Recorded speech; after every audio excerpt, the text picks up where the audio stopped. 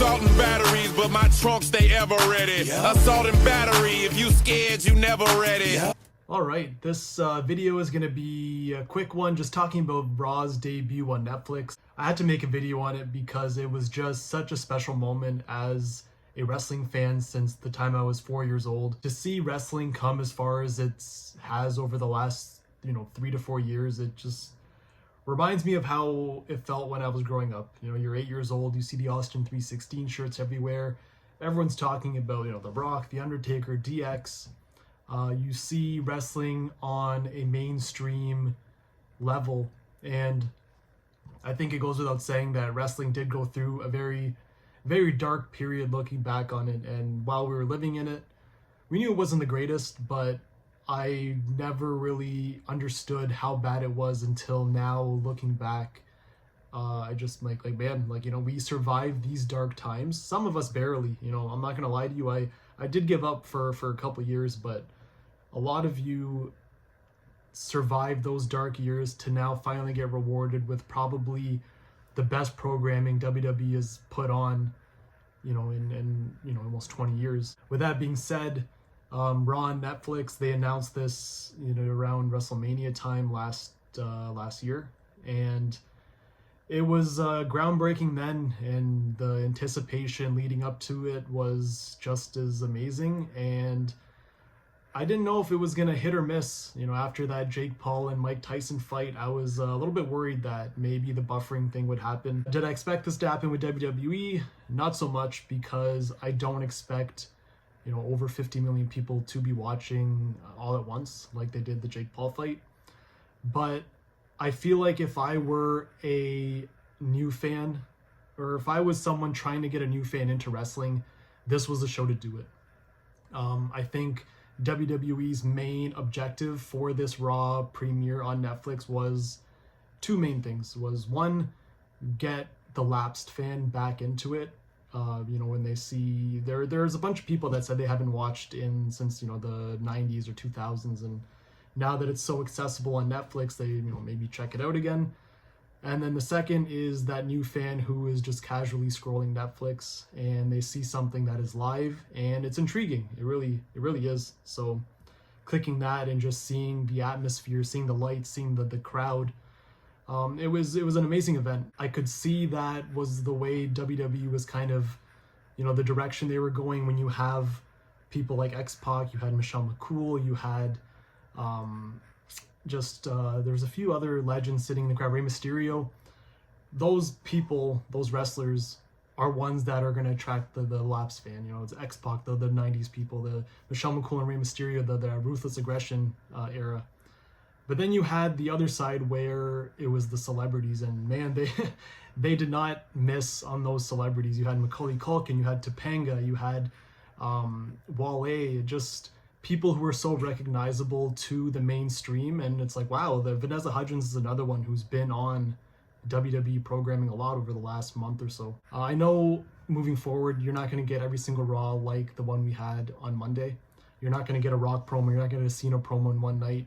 You're not going to get Hulk Hogan getting booed out of the building, although it would be pretty good. I feel like that was the most amazing thing I've seen in so long, is just people rebelling against Hulk Hogan. And honestly, it is what it is. To be honest, this event that happened on Monday was incredible. It was from top to bottom. I was never a fan of the 3 hours, but those 3 hours and I think 5 minutes flew right by. And it was just one thing after the other, and everything had meaning. Everything was executed almost perfectly. And I know there's always going to be two sides. You're going to have the fans that thought it was just a shitty show, and it wasn't a show, I feel, that is wrestling heavy. Sure, you had your main event, which was great.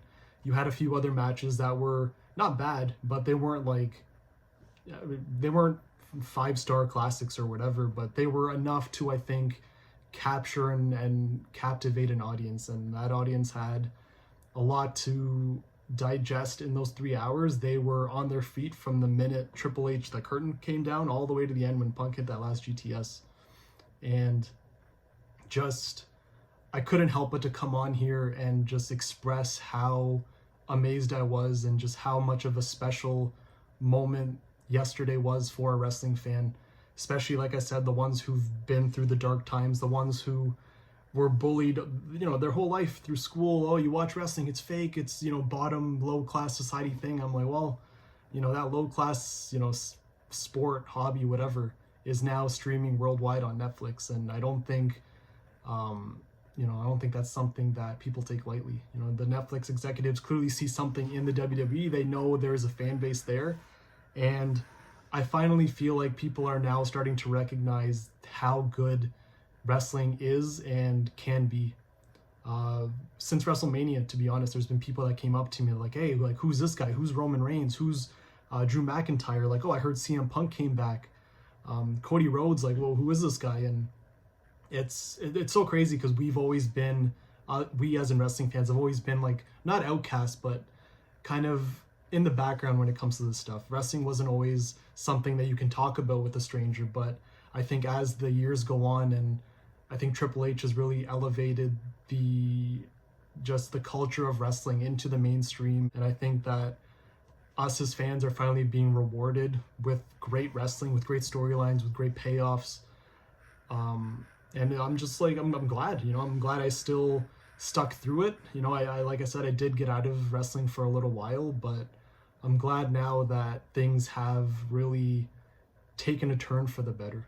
And I know there's going to be some controversy when I say this, but I do feel like AEW is a big part of that happening.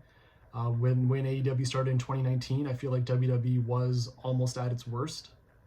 But like every wrestler, promoter, whoever will say it, when there's competition, it makes everyone better. And unfortunately, the competition, someone had to win, and AEW did start off super hot. And I can honestly sit here and tell you now that they tried, but I feel like anything AEW does now is just met with criticism, with hate, and it's unfortunate because they are putting on decent television. Not the best, but not the worst, but decent. But that's another video. But yeah, let me know what you guys think of Raw going to Netflix, and that's it. I'll see you guys in the next video.